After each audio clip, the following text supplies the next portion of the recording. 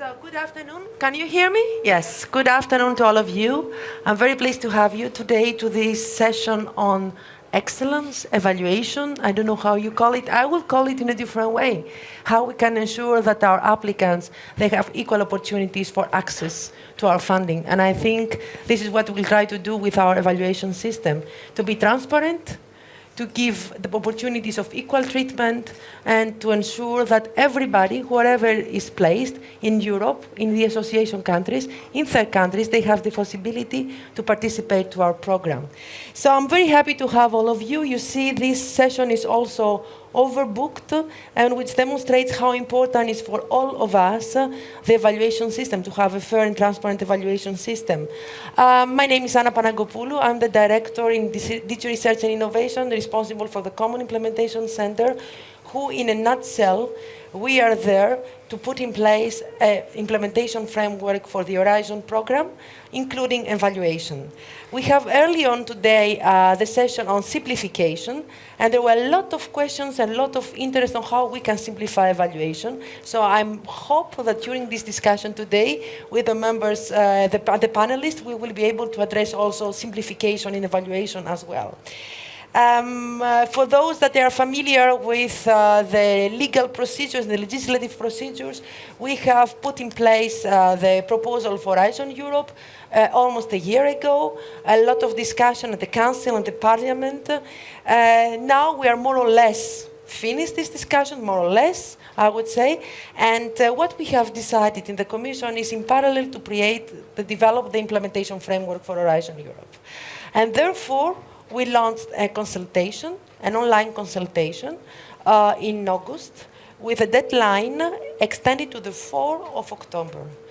All the issues of the implementation life cycle, starting from the submission of the proposal up to the end of the project, including the evaluation, are there for your input, for providing us your ideas, how we can make it better, how we can make it simpler.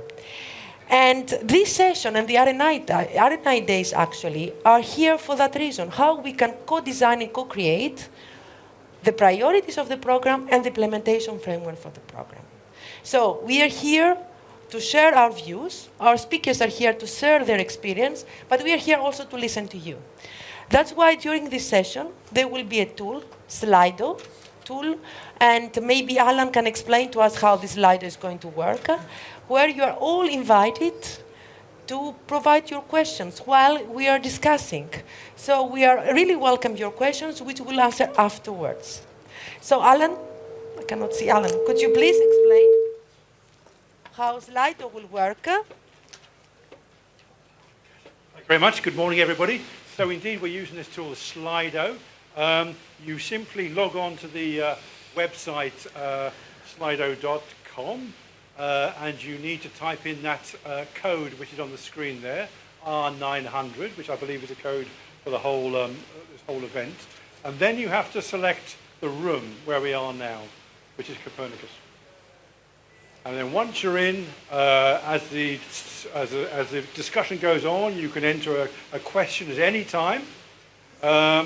If you see a question that one of the other participants here has already entered, and you like it, then you like it. Don't repeat the question yourself.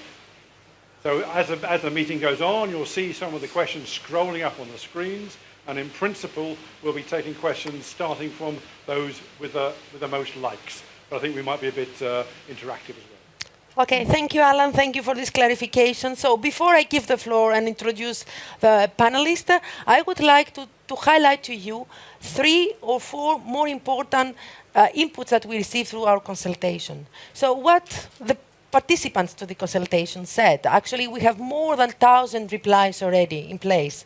What they want to see, a simple proposal template, that was one suggestion, more detailed feedback to the applicants, that was another suggestion, right to reply from the applicants before the closure of the entire evaluation procedure, and what it was said to the previous session on simplification, and I think it's recurrently coming to us, how we can train and ensure that the NCPs, the national contact points, could facilitate your work when they prepare your proposal. So this is what we have received, and I'm very happy now to introduce the panelists, starting with Kristin Grav, Senior Advisor in the Estonian Research Council, and she has been for many years, and still actually, the national contact point for ERC and Marie Curie.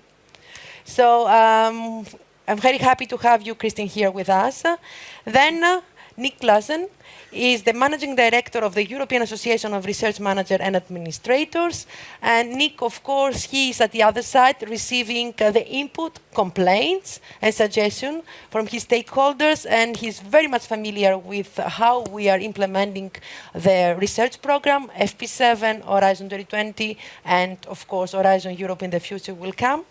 And then we have Nick Clausen, the Managing Director, we have Maria Lepsin, the Director of the European Molecular Biology Organization in Germany. And actually, Maria, she's not just a researcher, she has been chair in the ERC panel, so she has a lot of experience of the evaluation processes, and I'm happy to have her with us. And later on, we will have Mark Ferguson, the Director General of the Science Foundation in Ireland, who is going to join our panel. She is currently chair of the EIC Pilot Advisory Board, and this is why at that moment of having our session, he is occupied with another session of EIC, but he promised to join us later and to share his experience and ideas on how we can actually improve or change the evaluation system for EIC and missions. Mm-hmm. So I'll start with the first question to Kristin. Kristin, trust. How we can make our applicants to trust the evaluation system? We have tried to ensure that it's transparent, equal opportunities to access the evaluation system. What we can do more to make them feel secure that this system will really analyze their proposals, will really take on board the recommendations, and they can trust the system. Thank you, Anna, for this question. I think it's one of the questions that the NCPs, the national contact points, face quite often. In these sessions during the R&I days, we have heard a lot about the role of NCPs.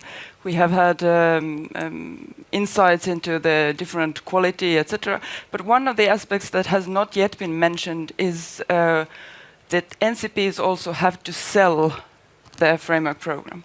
We have to sell the framework program to applicants by selling trust into the framework program. So having a fair and just evaluation system is one of the core components of this trust of equal treatment, especially to newcomers to the framework program. There are more than 2,500 national contact points all over the world, and I see many of you here, not exactly the 2,500 here. Hi to all NCPs. Probably many of you are also watching the webcasts. And without trying to represent all NCPs, I would say that most of us have encountered myths around Horizon 2020 or previous framework program evaluation. We have heard that it is not written, but probably we have to include this or that in our proposal to make it, to sell it. But these myths are quite hard to bust by NCPs if we don't have the hard evidence. So my suggestion to the Commission is that to have as much as the, let's say, the backstage workings of the evaluation process available for public scrutiny as possible. The evaluation criteria, of course, are widely known, they are public, but also the evaluation, how the process actually works, how the Commission briefs evaluators, the briefing guidelines, the evaluation guidelines, the reviews of the briefing system, making this public, making this available to the researchers, making this available to the NCPs to inform the researchers, to reassure the researchers that it is done on a fair and equal basis is something that really works. We have seen that some parts of the framework program have made their evaluation guidelines, the guidelines that they use to brief evaluators, very public. And this has helped a lot. I mean, if the researchers see how evaluators are briefed, what they are told to look at, and how it really corresponds with the public evaluation criteria, this has helped us to sell trust into the framework program. In national scale, I work at the Estonian Research Council, and on a national scale we see fatigue, evaluation fatigue. It becomes more and more difficult to find high-quality evaluators. I see my co-panelists smiling. I think that is something that is happening at each level. It will be an enormous challenge for the Commission to look at the new components of the next framework program and to really find high-quality evaluators. So I wish you a great luck in doing so and having the high-quality evaluators that this program deserves. Thank you very much, Christine. Actually, what you said is transparency, more transparency. We should not be afraid of publishing what would give us guidelines to explain clearly the evaluation framework, the processes, so that people, they understand at the end how they can better address the needs of this process. So that brings me, however, in the next question, which is Maria's question. Maria, one of the criticisms that we have received so far is that we don't have sufficient feedback. I mean, the applicants, they don't receive sufficient feedback. And I don't know, you have been evaluator, you have been chairing panels. What do you think that we can increase also transparency in this area? So how we can provide better feedback to facilitate the applicants for the next proposal, for example?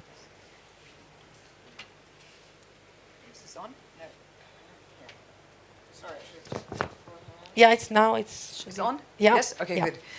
Thank you. It's funny, although you, in what you said, we should be answering, the word transparency never appeared. You mentioned it. Look what's written on top of my page, in capital letters, transparency. So I should say that apart from having been an evaluator and chair for the ARC and for the Wellcome Trust, EMBO, my organization, also publishes 5 journals. And I have to say the problems for scholarly journals is the same, and authors is the same as for applicants and grants. It's peer review, that's what we're talking about here. Make peer review better, and journals have to do that just as funding agencies. And there, I think transparency is the most important thing. Now, you specifically asked about feedback. In the journals, that's easy. The referees actually have to write an evaluation of the paper, which until about 15 years ago the authors didn't necessarily see, or certainly the public didn't see, because the editors would make their judgment. So the journals have started publishing these.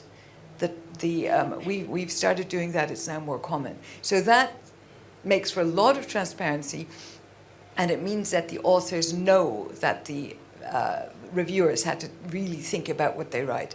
That's very uncommon in funding agencies. It's also very difficult, basically because of the number, and you mentioned this, the reviewer fatigue, because of the number of grants experts have to review. So it all boils down to the question of how much time and effort and money is the community prepared to put into this transparency and a feedback mechanism. You have to think, a reviewer has to read, spend hours. I mean, it takes me a long time to read a grant carefully. I make my own notes. I then, if it's a panel discussion, we have to discuss them. You have to mediate a conversation in the room. You come to a conclusion that normally differs from the individual people's views you've heard. And you then have to phrase this. At this time, it would take a lot of extra time to phrase that. And so usually the written points at this point are very brief, basically because it would take a lot of time. Of course we could do it. And the ERC has a wonderful system of local experts where we, the external reviewers, don't have to do all the work. So if every funding agency was prepared to put such a fantastic structure in place, but it's expensive, it takes time, and then it's a question of how much more time are the experts going to take when even now we can't find them to do the work. So I think everything you asked for are desirable goals that we all share, but they're not easy to achieve because otherwise we'd have them.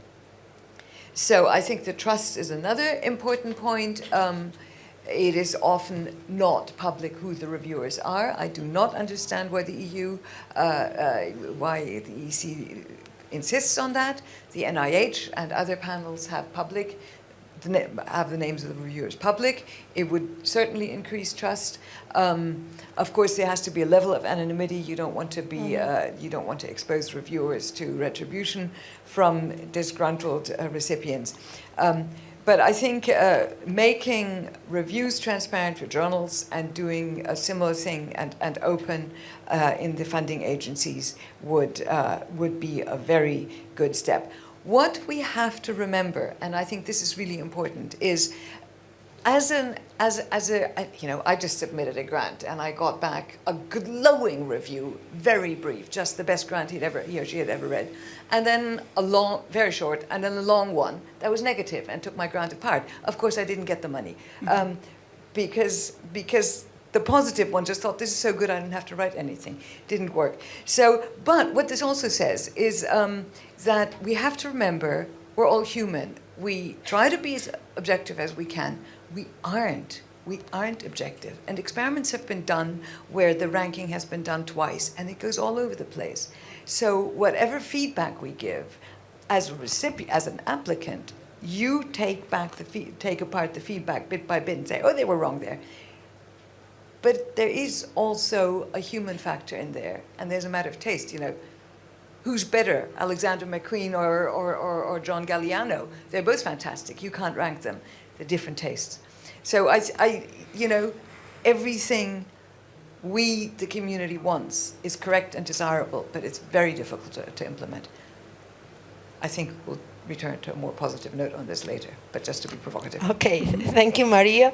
Thank you for this intervention. Indeed, it's going to be challenging. It is a matter of resources and priorities where we have to put in. And I noticed also you spoke about the human aspects, the experts. And then I will turn to Nick. Nick, the involvement of the experts is very important, and we have really to choose the best experts to evaluate our proposals. The question to you is, how do you think it will be easy to do so or challenging in the next framework program in Horizon Europe, in particular because our calls are going to be multidisciplinary more and more? Yes, it will be challenging for sure. I can assure you that, and I very much echo also some of the things that have been said here.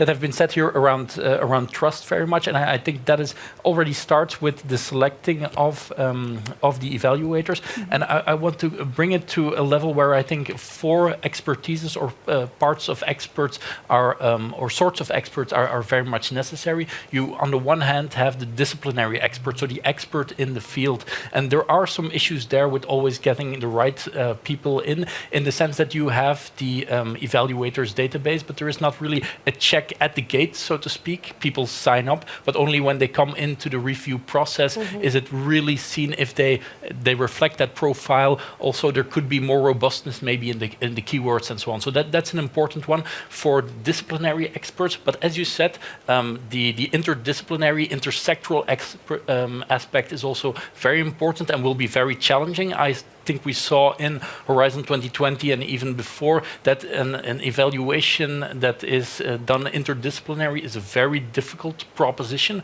We have to make sure to reach out to that type of expert. The third category for me is gendered innovations, so the gender aspect included in that, and the fourth being the impact. So we should be very conscious of including all of these and keeping these in mind when selecting the correct experts, the correct evaluators. And I go back a bit to what was said on the ERC. I think they have a great machine there. Of course, you have to look at indeed what are the investments and what needs to be put in place there. But it is very prestigious, for example, to be an ERC evaluator, and that sort of thing. It is also, of course, for Horizon 2020, but I think that can be reinforced. And a part of that prestige, part of also the trust of, and then we get to the trust part, the trust of people in general, in that these are the right evaluators, comes from that there are experts involved already in the panel structure and so on. I'm certainly not proposing a copy-paste from ERC, but I think examples can be taken there who could legitimize more and give more prestige to the role of an evaluator. So that is a very important thing for me there.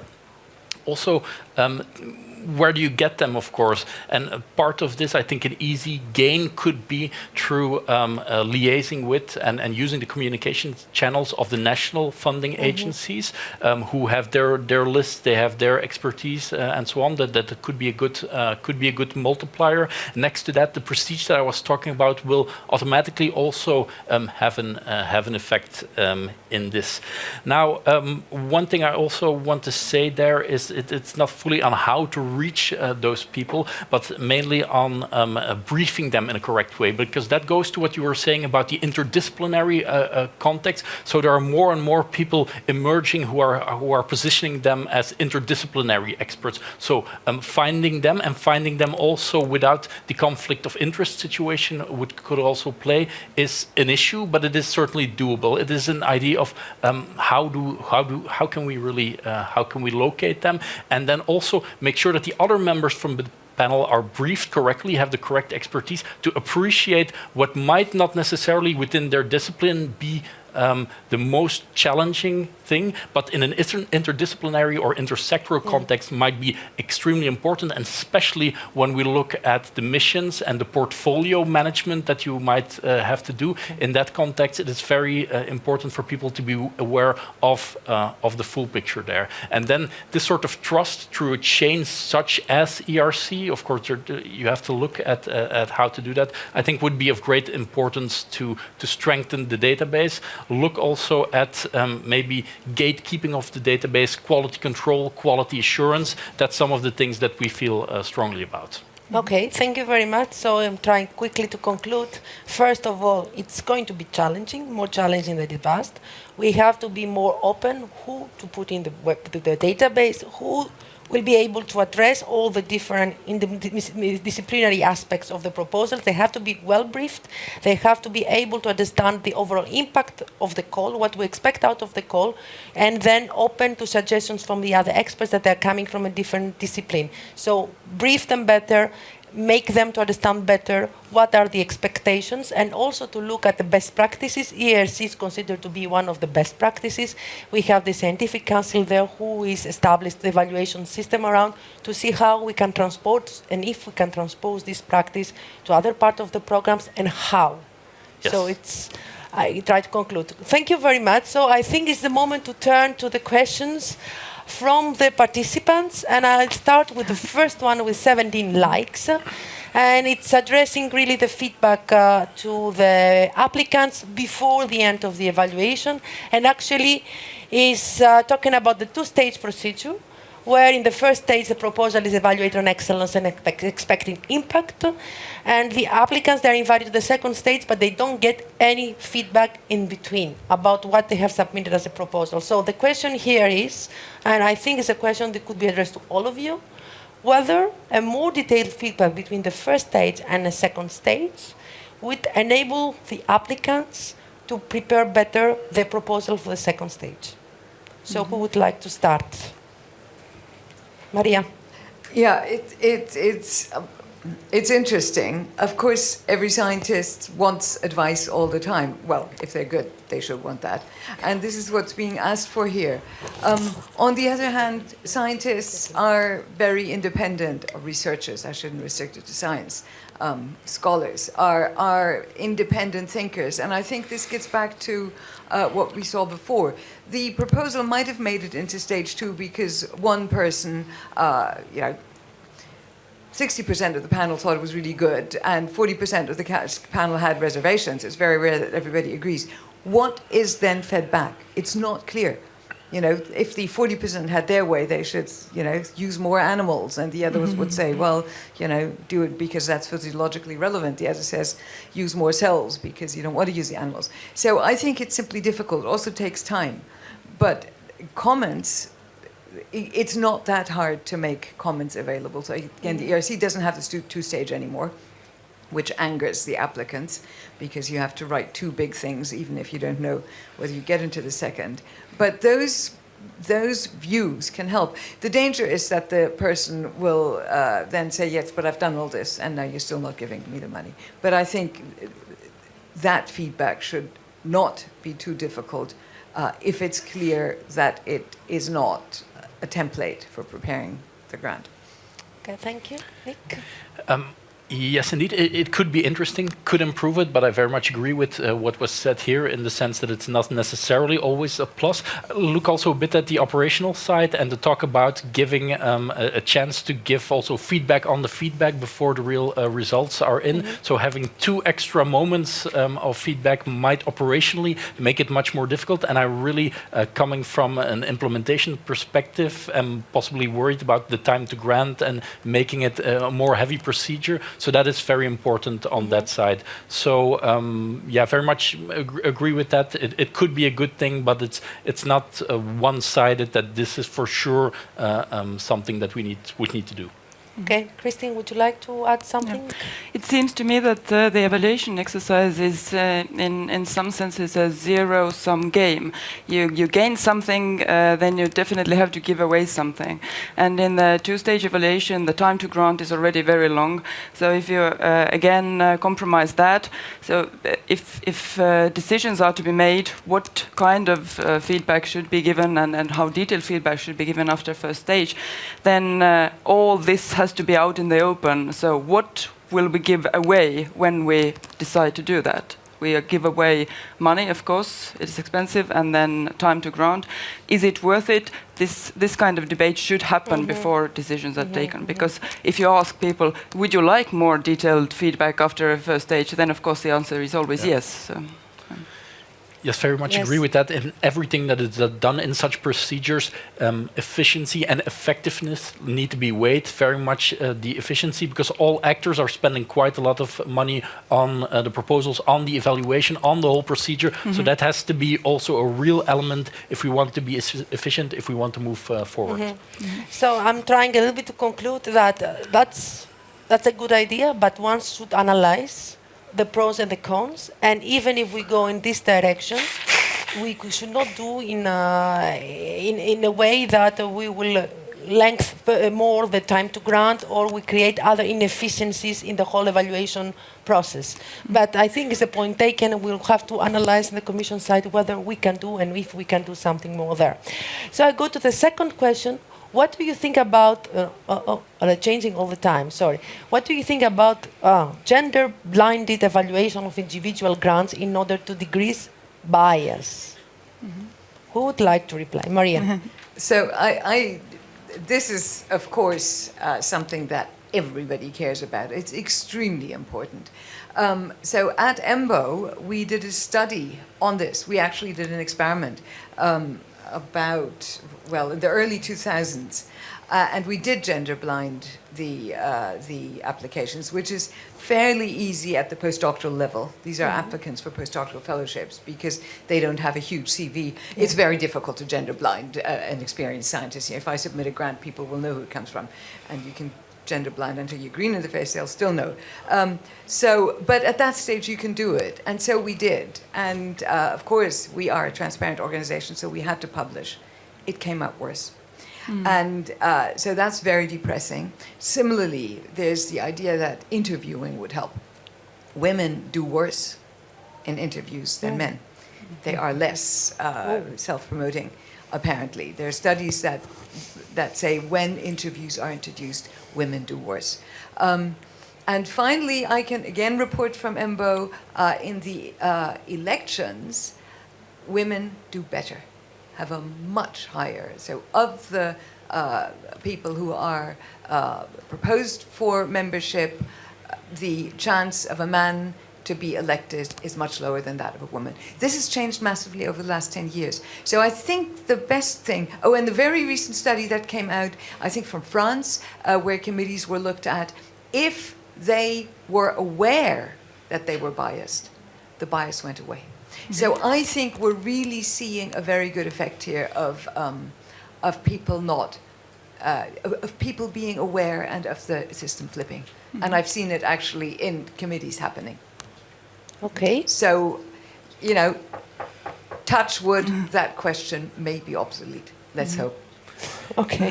So, Yes. Nick, would you like to? I wanted to focus also very much on the awareness. As I opened, there were 4 sort of this expertises that we thought were crucial, and one of them was then the gender aspect. And indeed, creating that awareness by, if you will, baking it into the system is very important. And also then the briefing, we talked about briefing and creating that awareness is for me the crucial thing. If then in this case, the blinded evaluations would be the best case. I agree also at the early stage or the early career stage, it is possibly a better thing to do. Certainly in some situations, I feel the context is also very important, so maybe not to do them blinded. So again, it's very much the specific grant, the specificities of the evaluation that are important there. Okay, good, thank you. So I'll go to the next question so that we can reply as much as we can. So the next one, is there any way to ensure that arithmetic scoring instead of consensus scoring could lead to reliable results and not risk eliminating the marginal scores, which are the most relevant, highest scores? Well, I don't know, I didn't understand very well the question, so... I can try You to can answer try, that. yes. Some arithmetic averaging, not averaging, I'm using the wrong word here, but trying to use arithmetic methods for consensus or pre-consensus has been used in Marie Curie individual fellowships, where the call is enormous. There was another record this year. Almost 10,000 applications are submitted to one call, and this call also has to be managed somehow. So of course the ERC system would not work there, but rather than answering the detailed question, I would encourage the Commission, and I'm very glad that this came up also from the previous answer, to do studies and to encourage researchers to really look into evaluation as also a question for research, because we are here at the R&I days because we are fans of science, we are fans of research, and let's approach evaluation also based on research. A lot of very interesting research has been done on bias, as been explained also, and a lot of modeling can be done based on the results of the previous calls, and to see how and if what would be the effect of using, to a certain extent, some arithmetic methods to achieve the consensus score. Okay, thank you very much. And indeed, we are planning to have such a study to analyzing the evaluation of proposal system, but I don't know whether somebody else would like to reply to this or we go to the next one. It again goes to the experts. What about transparency regarding the expert selection procedure? I think, Maria, you also said you don't understand why we and the Commission, we don't publish immediately the name of the experts that are selected for the proposals. We normally publish, but after some time. So I don't know whether you would like to reply to this. Well, I mean, the reason we're given why the experts' names are not made public is that there's a fear that the experts are approached by applicants and put under pressure. Yes. It is that is such an appalling thought that should happen, but I suppose it's not impossible. I still think that could be counteracted by briefing of the experts, and it's never happened to me. I mean, never. But that may be field specific, it may be gender specific, who knows. But I think the question is not so much about who the experts are. You know, let's say we could publish them, but how they're found. And I think there's a huge difference. So none of the people on the panels that I've sat on at the Wellcome Trust or at the ERC or at EMBO would sign up, ever. They're far too busy. They're asked far too often. And so I think, I don't know how it works in systems where the experts sign up, the volunteers. I mean, who will volunteers?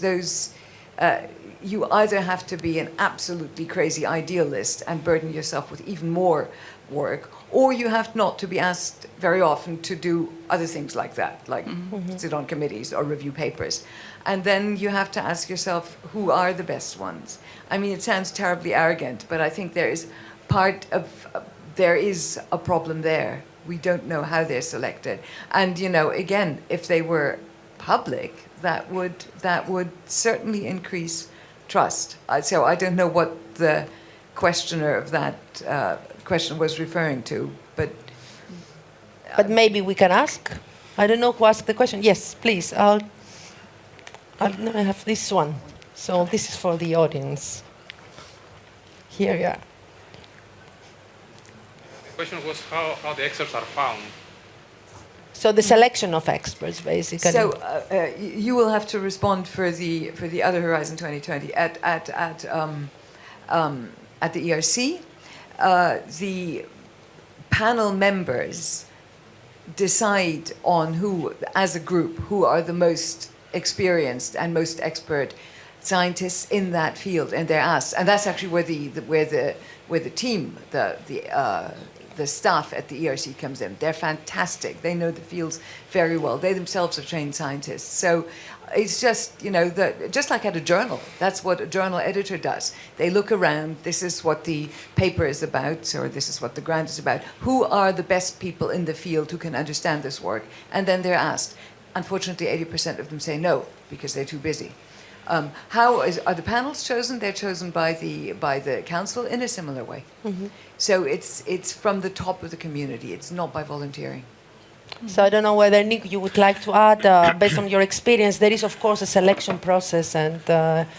Yes, indeed. But I think the question, as I understand it, is on the expert selection procedure, and exactly. That must be as transparent as possible. That was also one of the things I was trying to refer to, that must be transparent, open, that the trust is there. Exactly. So I think as much as can be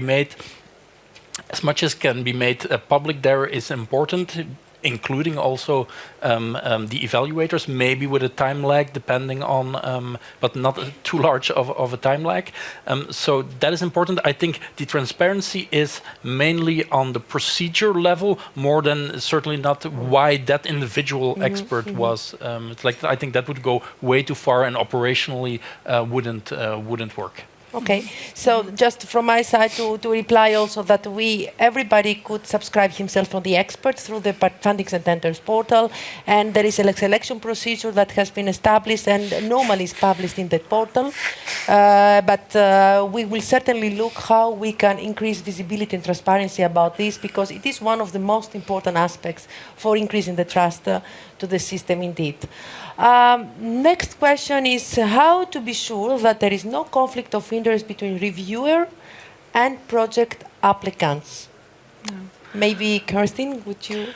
I don't think that there is a need to invent a new bicycle. I mean, the conflict of interest issues are well treated over the years, and self-declaration plus background check, I think that is something that works fairly well.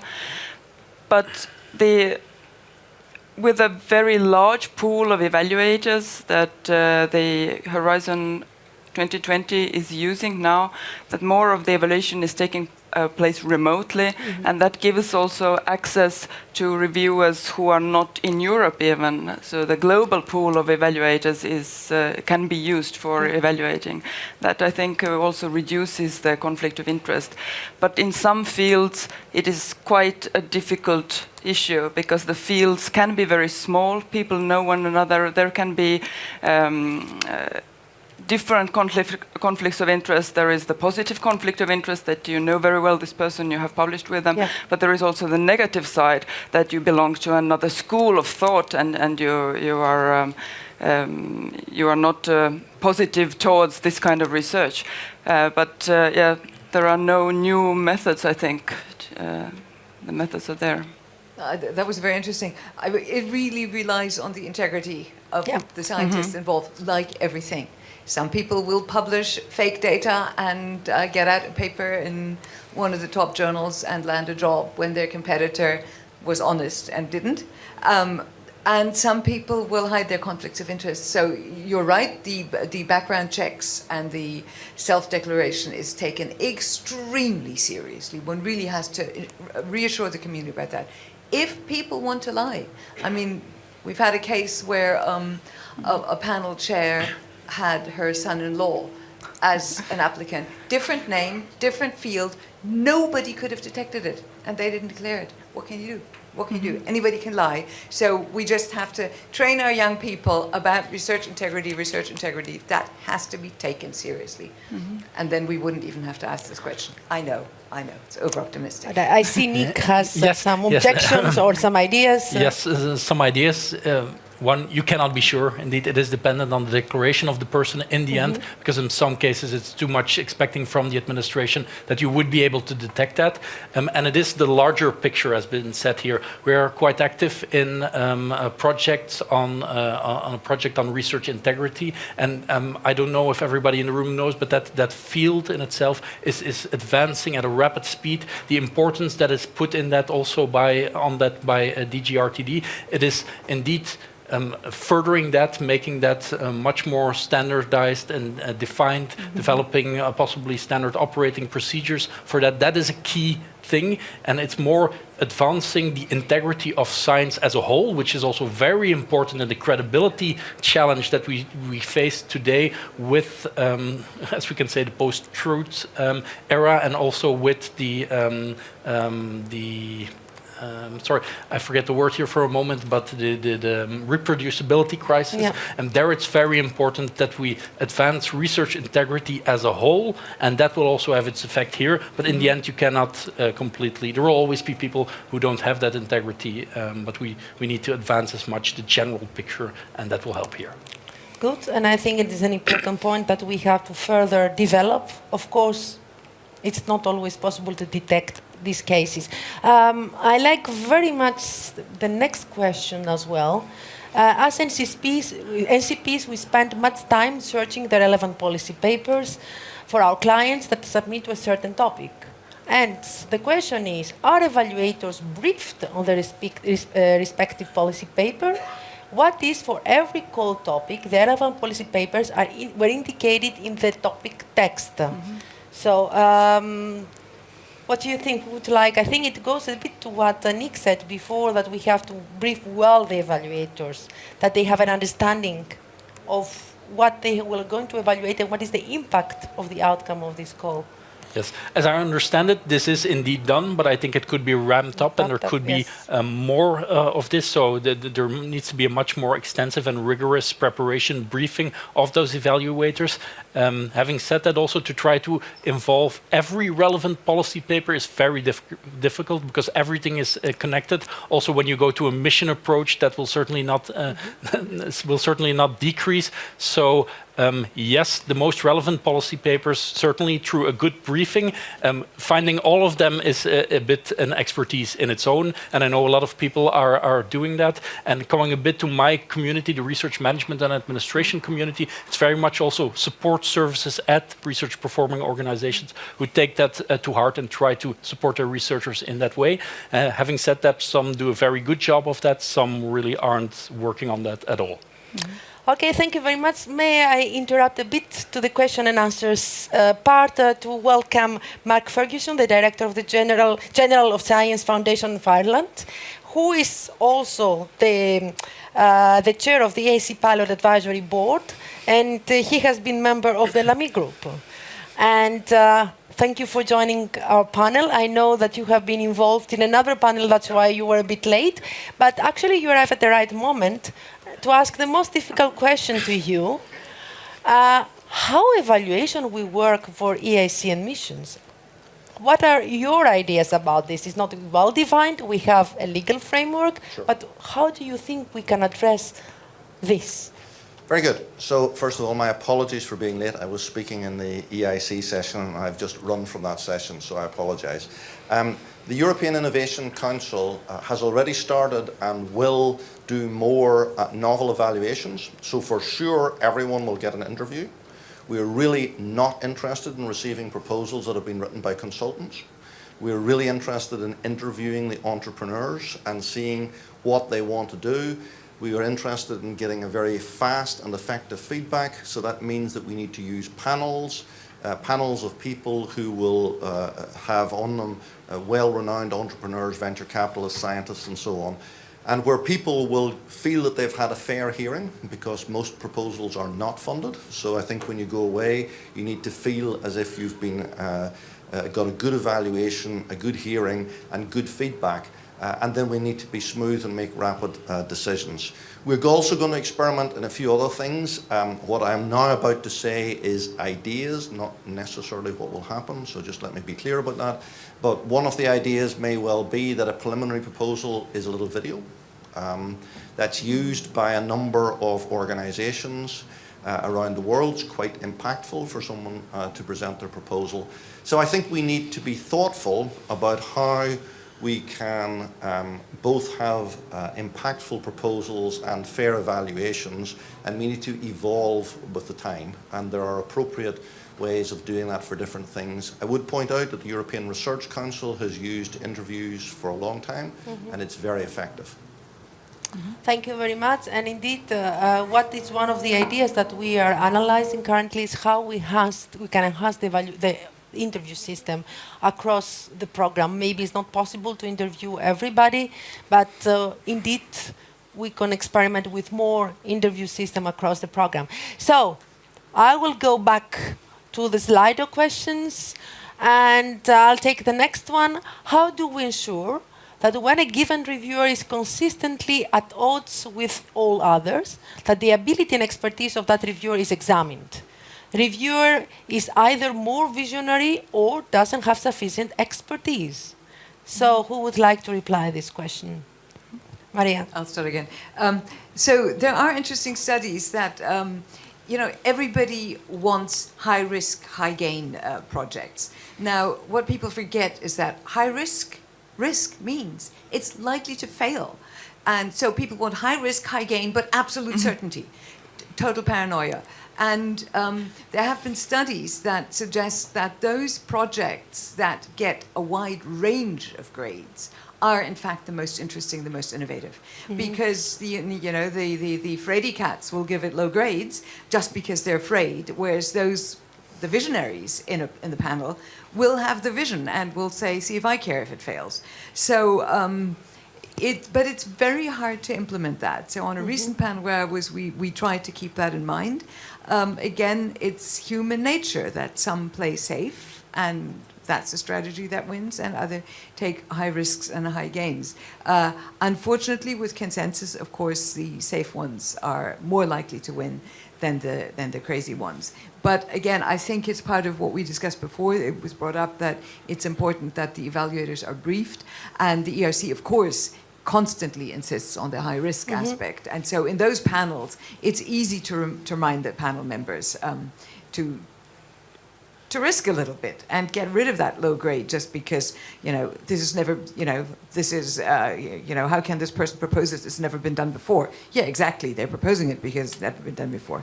But I think it needs evaluator education, patient and continuous. So I completely agree with that, and just let me point out the Hughes Foundation in the United States that basically funds a lot of premier investigators. They will not fund a project if all of the reviewers recommend it should be funded. And they will not fund a project if all of the reviewers recommend it should not be funded. What they look for is where distinguished experts disagree. Half of them think it's the greatest thing since sliced bread, and half of them think it's complete nonsense. Because for the very reason that you've spoken about, they think that's where the most innovative areas of science are. I think it would be challenging in a public system not to fund the projects that have consistently high grades. But I'm just pointing out there are very prestigious organizations that do that. Okay, thank you very much. And then the next question, I will probably address it to Nick and Christine. And it is a challenging question for us, but I would like to have your views. How the EC can maintain the quality of experts' database? It seems that scoring evaluators and excluding low-quality evaluators is impossible according to GDPR. If there is a bad experience with an evaluator, this person should not be invited anymore. Any suggestions? I mean, it is challenging indeed. Yeah. Indeed, at the database level, I think it's certainly very challenging. Looking at the level when the evaluation is done, there should be, I think, maybe more focus on looking, this was also going a bit back to the previous question, on evaluators who are which you have a bad experience with. But what is a bad experience? Because what you're saying here also is that it could be, it was said in the previous question, a visionary person, or a difference because they are more safe, because they are more out there and try to do something. So it's very bad, very difficult, I think, to bring that into practice. The GDPR expertise or part of the question I'm not really an expert on, but I do think we should look at evaluating evaluators and maybe the arithmetic that was mentioned also. There could be something done there, looking at people that consistently have different behavior than others, and then not in the sense of half thinks it's very good and half thinks it's very bad, but people who consistently have a different evaluation score, or that you have things that really aren't acceptable that they do, then indeed they should be removed from. But of course, you have to see what the person's rights are and so on. So it's a difficult proposition, but there should be a mechanism making sure and again giving that trust that it is a robust procedure and people who are not doing a good job are not invited again. Christy? I know that the evaluators are monitored quite carefully. I don't know exactly how the GDPR issue plays into that. So is the Commission even allowed to keep records of negative evaluation? I see that no, you are not allowed. So it is a challenge with the GDPR everywhere to how to learn from our mistakes without keeping track of what are the mistakes is very, very difficult. So good luck with that as well in the whole picture of complexity. But I think the evaluation monitoring is something that really needs to be continued and really needs to be done more thoroughly. In the program committee members, they regularly also see the monitoring of the evaluation of the calls, and in those documents, these are very, very interesting, especially as in Marie Curie, when the switch was from to remote evaluation, it was very interesting to also look at these documents and to monitor how the evaluation procedure itself changed with that. But we saw that in these documents also a lot of attention was pointed not to the content of the evaluation or the performance of the evaluators, but also the practicalities of evaluation. Maybe keep that apart. Maybe have a different evaluation of how the system is working. Are there enough seats for everybody, etc. To the real quality and quality of work of evaluators. Okay, I see another question pumping just now, and I think it is an important one about the experts. How about giving better remuneration for evaluators to have the best experts? Mark.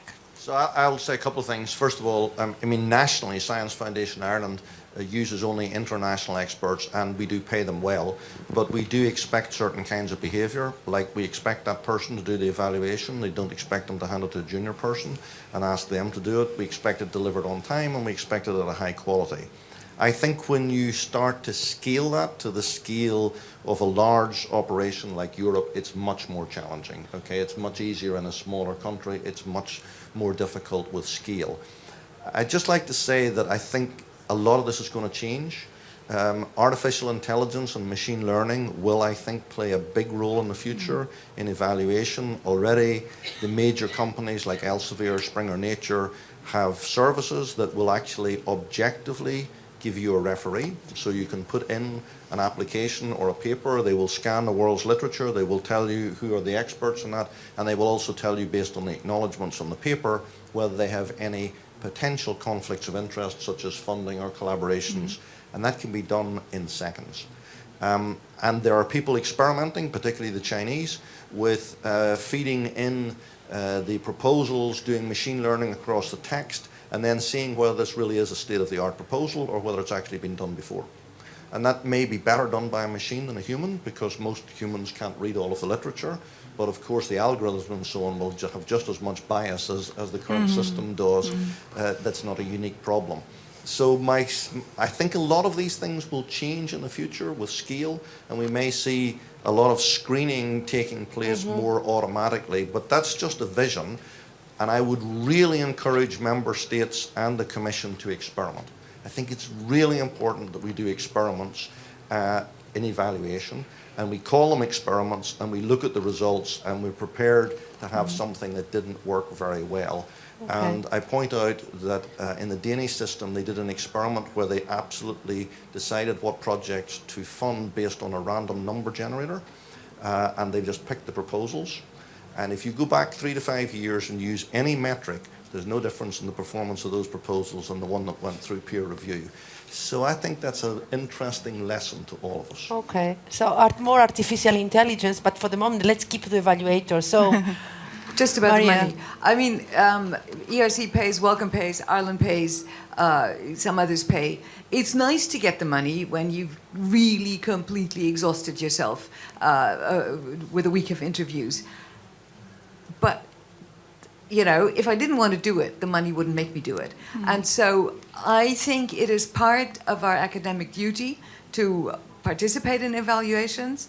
And I'm very worried that if the money was the incentive, we'd get even worse evaluators. okay. So, Yes, Nick, I want to add very much to that. I don't think it's a question about money, and I think the Commission already and the systems, people are paid in a fair way. So I think it's more about what I said, the prestige on the one hand, and also the Okay. interest just in science and being in that community and having that integrity, that is the key aspect. So for me, money is a minor factor and way down on the list of why a person would want to be an evaluator. And Okay. it should be. good. Christine. I totally agree. Yes, money should not be the incentive, but of course it's nice to be paid when you work. So it's Very good. So I think we are almost at the end of our session. And before we close, I would like to ask each one of you to give me one statement at the very end. So what we have to focus for preparing the best excellent evaluation system of the world, if I may say, for Horizon Europe. Of course, it's not going to be the best of the world, but give me one sentence. I start with Mark. I would design the system. I would design the system so that you can continuously learn and course correct. Okay. Maria.